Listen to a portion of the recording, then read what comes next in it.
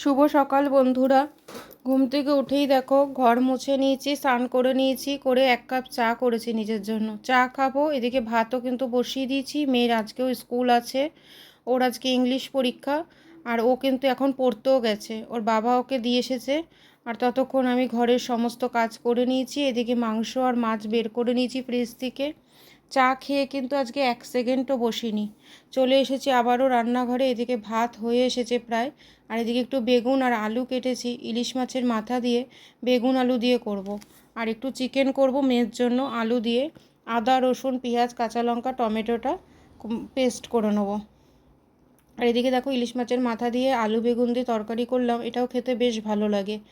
মেয়ে তো কচুর শাক করছিল অনেক দিন থেকে, ওর খুব ভালো খায় জানো তো কচুর শাক। সে বলছিল মা ইলিশ মাছের মাথা দিয়ে কচুর শাক, কিন্তু বিশ্বাস করো একদম সময় পাচ্ছি না, খুব ব্যস্ততার সঙ্গে দিন কাটছে। এদিকে সকালবেলা উঠে মেয়ের স্কুল পড়া, স্কুলে গিয়ে বসে থেকে ওকে নিয়ে আসতে হয়। তারপরে আবার এইদিকে দোকান, সকালেও কাস্টমার থাকে, এখন যেহেতু পুজোর টাইম এদিকে বিকেলেও কাস্টমার। আর এটা তো আমার আগে না বলো। তারপরেও দেখো যেটুকু পারছি ওই তোমাদের সাথে একটু শেয়ার করছি। হ্যাঁ, এদিকে মাংসটা দেখো বসিয়ে দিলাম, মশলা কষিয়ে ভালো করে। এবার চিকেনটাকে দিয়ে একটু আরেকটু কষিয়ে নেবো, নিয়ে অল্প করে জল দিয়ে নামিয়ে নেবো। সব গুঁড়ো মশলাগুলোকেও দিয়ে দিলাম, দিয়ে করব। এখন আমি বললাম দাঁড়া বাবা, আগে হচ্ছে তোর স্কুলে পরীক্ষাটা শেষ হোক, পুজোটা যাক, তারপর আবার কচু শাক করে খাবো। আবার তো পুজোর পর কচু শাক খাওয়াও যাবে না, যদিও খেতে নেই, আমাদের নিয়ম নেই, দুর্গা পুজোর পর আর কচু শাকটা আমরা খাই না। এই দেখো গ্যাস অফ করে নিজে রেডি হয়ে গেলাম।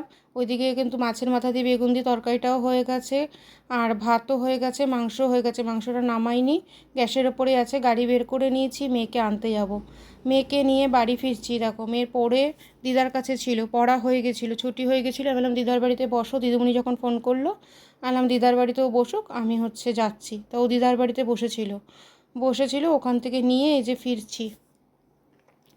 ওকে নিয়ে এসেই আবার দেখো আমি একটু ওষুধের দোকানে গেলাম। ঘরে না কোনো ওষুধ নেই, কালকে মাথা ব্যথায় প্রচণ্ড কষ্ট পেয়েছি।